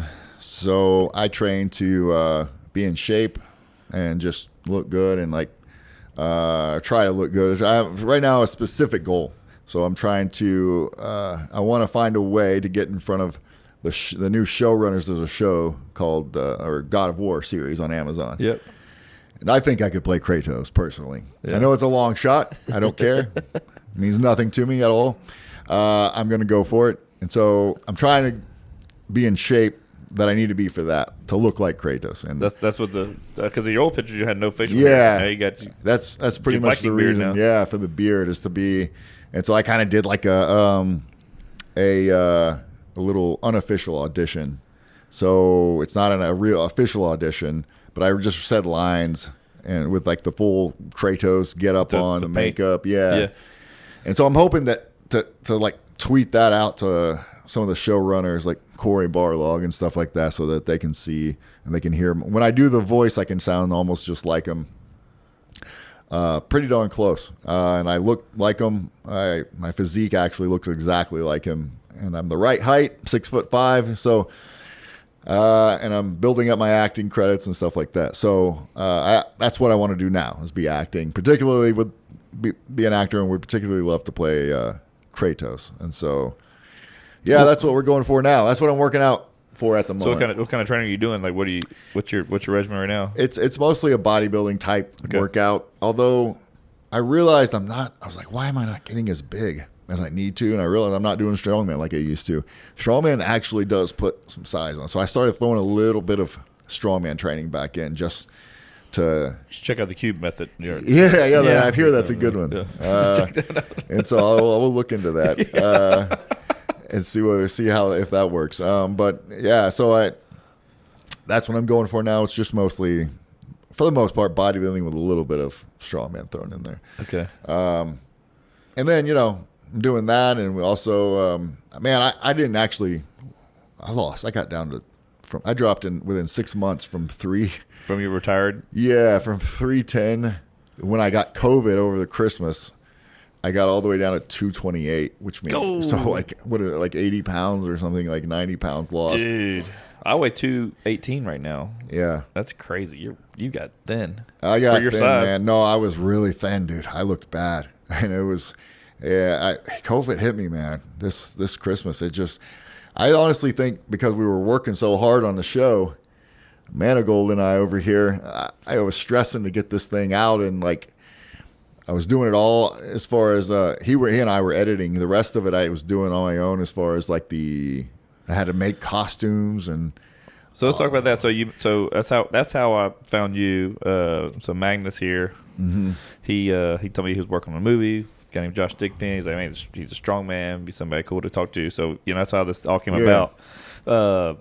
So it was a movie or a series or what is it? What's it got? Well, it was going to be. I was kind of thinking about it being a movie, but then I was like, I really want to make this just to, like, I'm not the type of guy to like go and like just wait on something. Like I want to actually, I just instead of like trying to like beg people to let me be an actor, like I was like, if I just make my own show, I can be an actor, right? So I wrote. I was like, instead of making this a movie, it would be much easier if I'm going to make it to shorten it. So I made it a web series. So it's like a web series / show, pretty short, but it's on YouTube called Sword of Valentius. So I wrote that. It's like a fantasy show. And How do you find that? Just YouTube? Yeah. You have a YouTube channel? Yeah, YouTube Sword of Valentius. And Sword of Valentius. yeah, and it's it's one of the funnest things I've ever done. Hard. So you're like the main character. I'm one of them. Okay. There's three warriors that I wrote, and I made myself one of the warriors. And so the deal is they're looking for the sword, this ancient sword, and they fight together. And you see that at the beginning of the show, and then they have to the king sends them to go find the sword, but he wants them to go separately. He thinks they've got a better shot if they all split up. So in the next episodes, we're going to be split up, and you'll follow our individual adventures. So you got more to shoot? Yeah. Okay. Yeah, we're gonna keep filming episodes, and this episode had a pretty good, as far as like people liking it. It had a good response, and so We'll go check it out. yeah, if you check it out, and obviously it was an independent deal. It's not like Hollywood has multi-million-dollar budgets. I get it. We didn't have So that. what kind of? I mean, so how'd you work on your budget? This all self-funded, or you had people that came in and? I had somebody that helped fund it, and had to go ask him to fund this thing, and he did. I absolutely incredible. And so he funded it, and basically he was investing in me. You know what I'm saying? And he was like, okay, just to help my career get going and help. My goal is for the show eventually to be a show on, a streaming service or something. And so it was my first project, and I think each episode will keep getting better. You think that you could pitch that show with those characters into a show, or they would take your screenplay and put it to like a bigger production? You're hoping it could be either one. Obviously, I'd be open for either one. I personally, I would like to just see it keep growing and getting better, so that if somebody watches it, they could actually watch it how it started. Yeah, like this is like see morphed it into something. Yeah. See an independent show and see it morph into something bigger, and watch it just steadily get better. But obviously, if they wanted to redo it themselves, obviously I'm not going to turn that down. And so, I'm open for either. Just got to pitch it, and. Well, if you need some actors, let Dale and I know. We work for free. Come on, let's go. I've already got a SAG card, so I'll be a hell of a warrior. Yeah, actually, yeah. I mean, yeah, it would be a good. That would work. I do need some guys, especially if y'all work for free. Then that's perfect. The hair of Valentius. Yeah. That's perfect. Yeah, that is nice hair, man. He can be a princess. Dude, hey. I'll grow it, man. By now, I'll just say it's for the movie, for the show. Come on, dude. Man, that's awesome. Yeah, I said I definitely gonna check it out. That's cool, man. We'll promote all this stuff for you too. We're appreciate excited. that. Thank you. It's been fun to have you on. But like Absolutely. what was I gonna say? So you met the mountain. That's one thing I had written down. You did get. Oh yeah. We competed at World's Strongest Man. We were in the same heat, and we've met each other at other contests as well. But yeah, Do you talk about wife little? His wife yeah. He's is got like a tiny wife. this big, and he is touched the ceiling. Yeah, he has a thing for like smaller. Was he girls, like 6'8", 6'9", or 6'9", I think. Yeah. Massive. Yeah, you know, talk about the mountain. Of course. I didn't know his wife was small though. Oh yeah, I've seen them. I Tiny. watched I watched the documentaries online of like him. I watched the Yeah. Eddie Hall ones. He's got a little wife too. That's a Yeah, I bet people that size are probably like, I need to get a small wife just so I can pick something up a lot easier than what I'm normally used to. Yeah. There's some kind of like, you don't want to be with like, if you're gigantic, you don't want, maybe like you don't want gigantic kids or something. I don't know. So you like try and even it out nature wise. I really don't know. I want gigantic kids. Dude. That's I don't know. So I mean, so a lot of your stuff you've done has been writing, write books, right? So is that something you had a passion for growing up, or like? Yeah, I've always loved writing, and so it's just something that came naturally. So I figured might as well, use it. It's actually really what I want to do for the most part. Like if I had to pick anything, it would like along with like acting, I would want to be like a writer. I love writing for sure. Yeah. How long did it take you to write that Sword of Lentius? Well, I started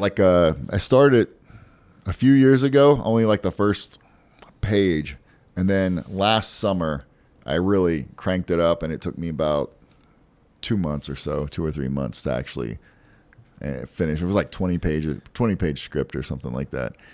How much film does that take up? 20 pages. That's probably don't seem like a lot, right? Yeah, each page is supposed to be roughly a minute. Cool. So on screen, our show ends up being about 17 minutes long. Because I think we might have cut a few things out, but it was. I enjoyed it. Hey, I mean, I was even in Hobby Lobby. Like, I became friends with the fabric lady at Hobby Lobby. Like, learning how to make costumes, and like all the soccer moms at Hobby Lobby saw this strongman walking in every day, and buying fabric, and they were confused. But it was. Yeah, I love the whole thing, the whole process. It was fun. But writing is definitely probably my favorite thing about it, yeah. I mean, if somebody was like, hey, we want you to be a writer, write scripts or screenplays, that would be cool with me. So I just want to be a strong man. Yeah. Cube method. Cube method. Dude, he's got to get in the gym. All right. Start off by spotting people. Then you're good. I don't think he can handle my weight on his spot. So here's the irony: is my dad is a retired high school football coach. They call him Coach C. If you heard of the guy. Yeah. And I'm pretty sure I could get him to spot me. His dad's a big guy too. Right. Okay. Yeah. So I've got some hope. I'm gonna start this thing out. 38 years old. Start just getting strong. Get on the cube method. Dude. And I got a buddy of mine that does a lot of strong. He's done some strongman stuff. He's done a lot of powerlifting, but he's done some like strongman competitions around Houston. And dude, I watch his TikTok and squatting 700 pounds and doing things like that just in this gym and in his garage. I'm like, I feel like that'd be a lot more fun than going to like a powerlifting event and doing bench press. Yeah, the strongman stuff's way more like that was really fun. Like like I'm a big I like CrossFit, so we went to see the Rogue, and then we knew that the strongman was there. Right. Yeah. But that was just as exciting because these guys are they're larger than life and they're lifting stupid weight that you just can't imagine. You can't fathom. Just a normal person, you can't think about doing that. Yeah. That's the appeal of it, right? How heavy is that log without the weights on it? They're all different, okay. So it all depends. Like the wooden log out there. I think the lightest one that they have out there is like 275, and then they start stacking weights on the end. So it's usually start at 275 and then or 300 and then go up from there. I can't lift a log with no weight. Well, it's time to get to training. I know. I'm just starting tomorrow. Dude, you got to do something, man. Yeah, you got to get active. Get the blood flowing. I am active. We talk about this too much. I don't even want to talk about it. You're anymore. not active. I'm active. I'm mentally. Give me active. some examples. I'm mentally active. That doesn't count. I hiked yesterday. That's good. I did. I went to Eddie V's Steakhouse. I walked from my hotel. That's a walk to that eat. Was 0.8 miles. Yourself. That was 0.8 miles. Oh Lord. And I had dessert. You ever done CrossFit? What you think about that? I've done some CrossFit workouts. Okay. Ever just kind of like, I like them. I think it's just a whole different thing as far as like CrossFit is like lower intensity for longer periods of time. Yeah. And strongman is like as hard as you can go for 60 seconds. But they're actually like very much alike, CrossFit and strongman. So Is there correlations, you think? Yeah, I think tons of correlation. They're very similar as far as just like doing everything and at it and just doing constant variable and all that. Your body's never get used to something. Yeah, exactly. And I like that. So I like CrossFit. CrossFit has done a lot for strongman too. Like because it got popular and they threw in strongman stuff into it. Yeah. It really helped. I like CrossFit. I think it's good. So at the peak of your career, what was a normal dieting day? Like what did you eat? How many calories? I'm a little bit different from most because my metabolism is very fast, so I can eat literally whatever I want, anytime. and I won't gain any fat whatsoever. Like I'll get leaner, like the Yeah. more I eat. And so, but having said that, towards the end though, I started to eat a lot cleaner because I was focused on like performance as far as like health wise and stuff, not just getting bigger or stronger. But I eat all like, it's different from most people. Like I would finish off the night with like a giant chunk of Italian cream cheese for the calories. Like, God, I love that. it's so good, man. Oh man. So I use a special family recipe. So mine's like really thick. Like it's loaded. It has like 8,000 calories or something. Ooh, that's perfect. It's really good. And so I would like load that every single night. I would eat that. And I have salmon every night with like lemon and That's to offset the cake. yeah. And then blueberry, like frozen blueberry, organic blueberries. Only eat organic personally. And I don't eat a lot of like processed foods. Most of it is one ingredient per, food, you know what I mean? Yeah. And but I would say calories, the amount of calories I would use, maybe like 6,000, 5,000 or 6,000 or something like that. Magnus does that too. He only work out Yeah. for breakfast. Yeah. Hey, yeah, we went to Kelly's night the other day, and he had like this giant chicken fried steak. Oh, Of course he did. disgusting, dude. But he ordered. Massive, man. Huge. Did he can't order a Diet Coke? I don't remember. No, it's probably a sweet tea. Yeah, It's probably a sweet tea. Yeah, probably. Yeah, I've never seen a chicken fried steak that big. I mean, honestly, it was Kelly's? massive. Is that the first time you've been to Kelly's? No, I've been there, but it was. Oh. I don't know. This was huge, man. There was actually two of them. There was two of them. That's right. 2 chicken fried steaks. Did you have pancakes? You take it all down? No. Okay, there was no pancakes. I think there was Did you pancakes. eat the whole thing? Whatever. Dude, that's It was a lot. he's always lying. Yeah. So what's next for you, man? So I know the book's coming out. So that's Yep. a big thing for you. Booking 2 weeks on July 25th, Adventures of Pro Strongman. Then after that, I'm actually kind of looking forward to moving on to being able to get back into really diving into the show acting, Okay. and then going after the Kratos thing. Putting everything I got into So that. your Kratos transformation. Yeah, trying to get in front of them. I mean, obviously it's a long shot, but actually a lot of my other strongman guys became actors, like Hafthor, like you said, The Mountain, and he had never acted. He killed it. Yeah, he killed it. He got on the biggest show in the world, and I he had know, never dude. acted. What a lucky. My buddy Robert Oberst. I'd like to see what his paycheck was for that. Yeah, I do. I wonder about that. That's a good because he one is a great character, but two, like he's larger than life. He was perfect for that role. Like Yeah, perfect. Yeah, I have no idea. I don't know what he made. I wish I should have asked him. But it's probably public record if you looked it up. But yeah, Yeah. I'm sure it's just. yeah, it's probably But pretty. had to the have been show's pretty huge, good. man. That's Yeah, had to have been decent, right? I mean, and then yeah, so several strongmen I know have all got into acting. Like I said, there's a show out called Righteous Gemstones. I love it. Oh yeah. Y'all seen that? Yeah. Yeah. So Robert Oberst is on that show. I traveled with him doing strongman and stuff like that in China and different places. And That's a great show. yeah, he's the Man. guy. I don't know if y'all have seen him. He's the guy with the big beard. Yes, I don't know if like which episodes he's in or maybe of all of them or whatever. But he has like a big beard.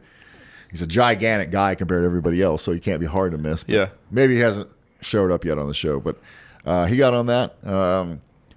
Magnus Samuelsson became an actor. He's on The Last Kingdom, which is, man, my favorite show. You have to watch. Really? If you haven't seen The Last Kingdom, Last Kingdom, I'll check that out. it's better than Game of Thrones or any of that stuff. See, I didn't watch Yeah. Game of Thrones. I never man. did it either. Yeah. I've heard good things, but I just never did. I don't watch a ton, but I've heard how good it is. But Last Yeah. Kingdom, I might check out if you says better. Yeah, and I really haven't watched too much either of Game of Thrones, but what I have seen, it's Last Kingdom will destroy it. What But, what is that on?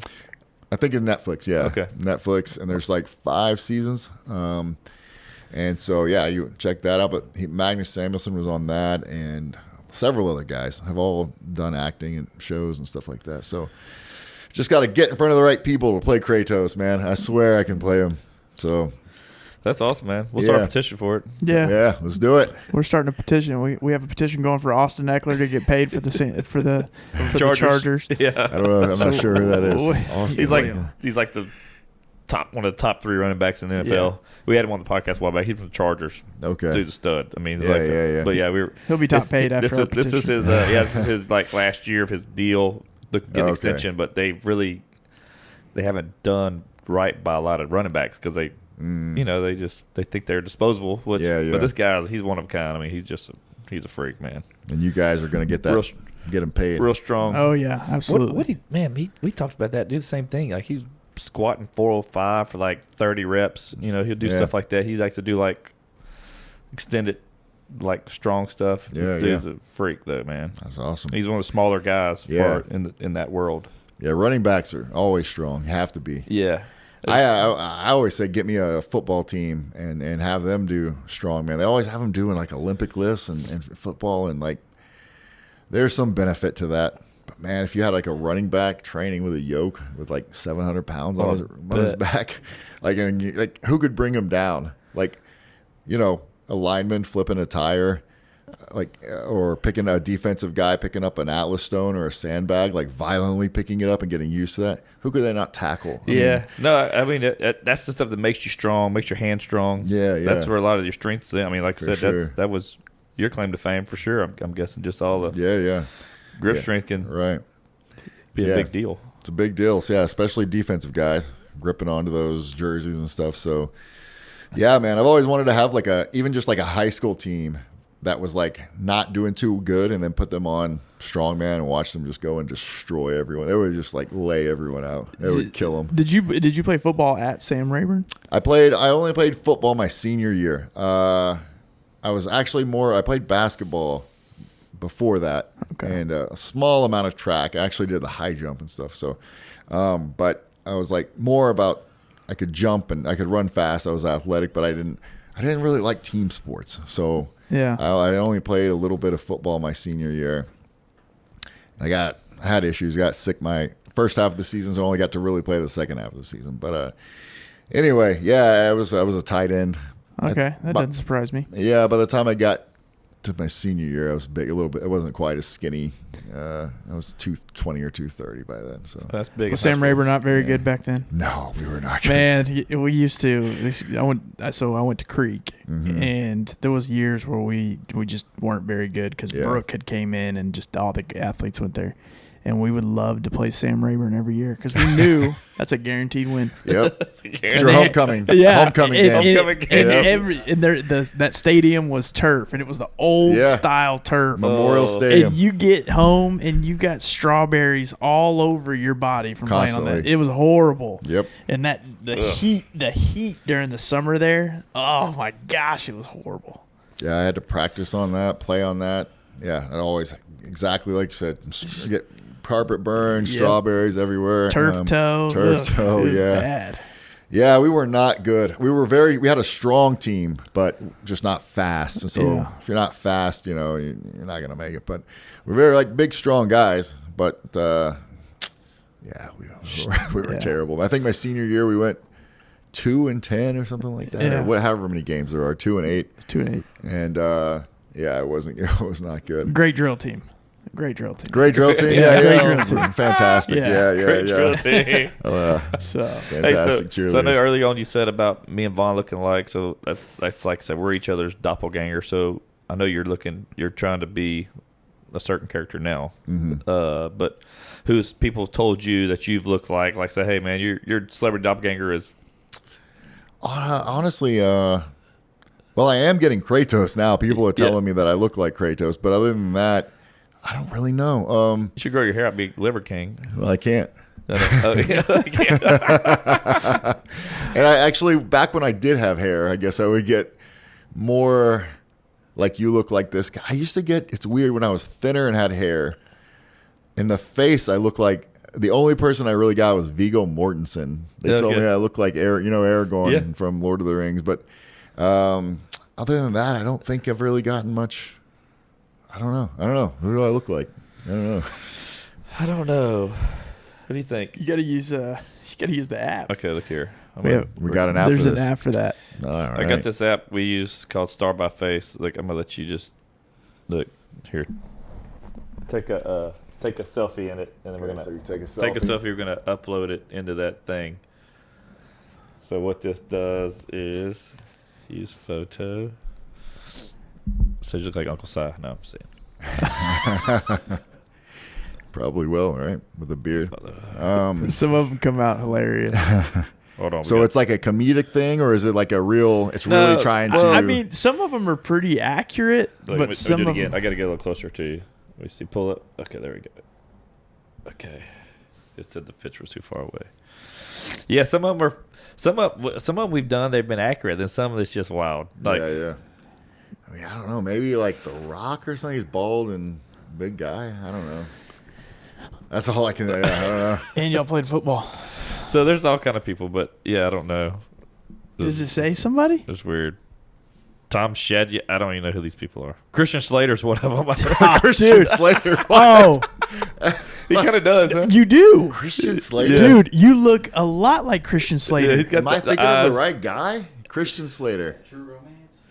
True, bro. Remember, but yeah, Yeah. with that, with your out your beard, you probably, Wow. you probably. I've never heard it. Never heard of that, or never Dude, thought of that. you- It's did- a Charlie Day, the guy from Always Sunny. Yeah, maybe a little bit. Dude, Christian Slater, that's it. That's the one. Yeah, y'all like immediately were like, "That's it." Yeah. Like, wow, and I've never once got that. Christian Slater. Yep, He was in everything when I was a kid. dude, he Yeah. was awesome. He was in He a lot was. of stuff. A true I did heartthrob. see the eyes. Yeah, he was a heartthrob. Yeah, That's he right. was a hard throw. 17 but magazine and all that. Kratos is the one. Yeah, if you're getting Kratos, that's pretty cool. You just walk around with the paint on that red. He had the red paint on his face, right? Yeah, he's got like a tattoo that goes over his eye and around his head and all that. Only reason I know that because when I bought my son his PS4 during I forgot what year it was. It came with the God of War game, Yeah. and I played with him a little bit. That's a wild game though. Yeah, it is, man. It's one of the only video games I've played recently, and yeah, the game is incredible, man. They see, like, he used to be the Greek version, and he didn't have a beard. Okay. And then they made him Nordic, so they put a beard on him. So now it's perfect. I can play him, but he's got like a really deep voice. I'm telling you, our physiques look exactly alike. Yeah, it's so anyway. I don't know what I got to do, but Corey Barlog, We're just going to start calling you Kratos. do that. Yeah, that's perfect. Just get everybody to call me Kratos. There you go. Dude, gotta work. hey, one thing we've noticed since we started this podcast, that we just we're just over a year now. You got to speak into existence, man. You got to. Yeah. Yeah. It's Absolutely. like the power team. You said you're gonna do it. You Yep, did it. I yep. mean, Power team, strongman. When I was a kid, I said I was going to do it. So, absolutely, we'll just keep it going. Absolutely. it's awesome. So so we're gonna go. So your website is I have a website. It's joshthigpen.com. okay. Does that go to the other part with your books on? I think I have links. Yes, Okay. links to my books. Okay, but your new book will be on Will be on startingstrongman.com. startingstrongman.com. Okay, I'll share all this on my personal and on the Awesome, man. podcast. one, Appreciate so that. we'll help out and we'll My check birthday's it out. on the 24th, so Dale's going to buy me the book on the 25th. I will. Perfect birthday gift. There Yep. you go. No, I mean, after hearing some of your stories, I definitely. I mean, I'll do it to support you for sure. But I'd like to hear. It does sound read- interesting, for Read the sure. stuff, man. Yeah, it's all the adventures. It's got all of them in there, and it's like try to be honest about a lot of stuff about the career and all of that. And like I said, talk about even the steroids and stuff. And Yeah. honestly, I think half the people buy it just because they're so obsessed with wanting to know. Yeah, About they what want people some, take. some behind the scenes, you know. Yeah, and so, but yeah, I appreciate that, And man. then so YouTube, the Sword of Valentius. Sword of Valentius. I'm gonna check that out too. I want to see that. Yeah, fantasy show. Did you have Magnus as like a troll in there? Yeah, he actually has a role. Yeah. He Shocker. gets killed. He gets his You're neck the weakest broken. link. How do we bring that to real life? You can make that happen. We can make that happen. Almost killed him in real life a couple times during the editing. Yeah, we got into it a couple times. I'm sure editing would gets wild. Yeah, it gets wild. Like you spend that much time with somebody else, you end up, you know what I mean? Yeah. But we were in the trenches. I owe Man of Gold a lot. He really, he crushed it. What do you think of his name, Magnus? That's I got to start calling him Magnus. I Yeah, noticed y'all are yeah. calling That's him a tough- Magnus. That's a tough name for the Yeah, show too, man. So I'm calling him Magnus from here on then. The founder of Strongman, his name is Magnus, or he's one of the owners.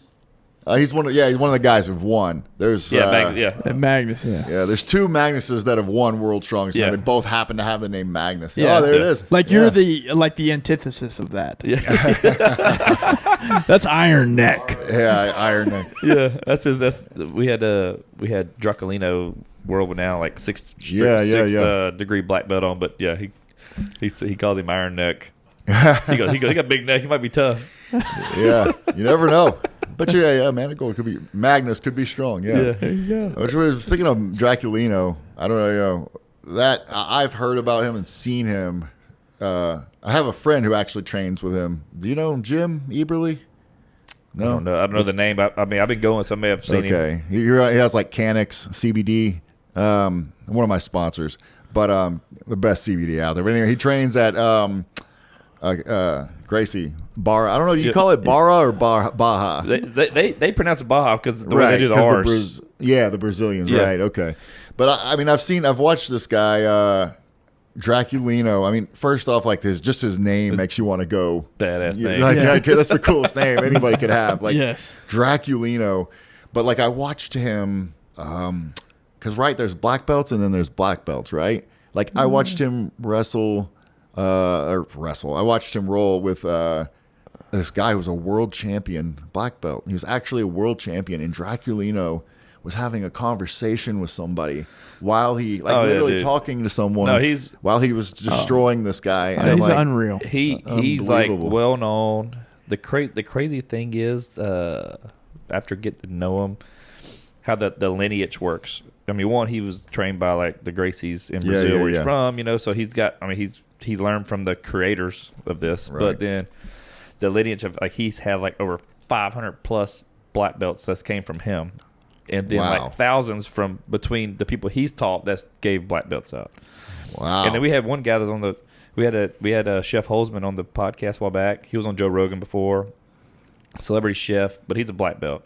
I showed him a picture of Draculino. The guy that gave him his black belt, Draculino gave him his black belt. Wow. Yeah. It's like a So small that's- world. He's in New York, but I mean, Yeah, but he's that well known. Yeah. Because I'll see like all these top like Gracies and like these Machados, like all these guys have been around for years and years that are big up. They all follow Draculino. Like he's the guy. He's the man. Is he one of the only do you have to normally be a Gracie to run a Gracie? No, I don't think so. But Okay. he was he opened the first one in Texas, which is Right. cool. And, Okay. way back I in the believe day. they're franchised, if I'm not mistaken. Yeah, I'm sure they're franchised. Okay. But you got to probably learn. You probably have to get a black belt under a Gracie. Right. I would think there's some kind of thing They have with to that. have to sign off on it or Yeah. something. Yeah. But yeah, man, it is nuts. Yeah. And he's not like a big guy either, No. right? No. little He's guy, like man. one of those that you just don't mess with. Yeah. You would never know walking by You would him. have not a clue. That This guy will guy's so kill you nice, too. instantly. Yeah. From what I've seen, I've never met him. Dude, super but yeah. nice, fun personality, but he killed me Yeah, for sure. quickly.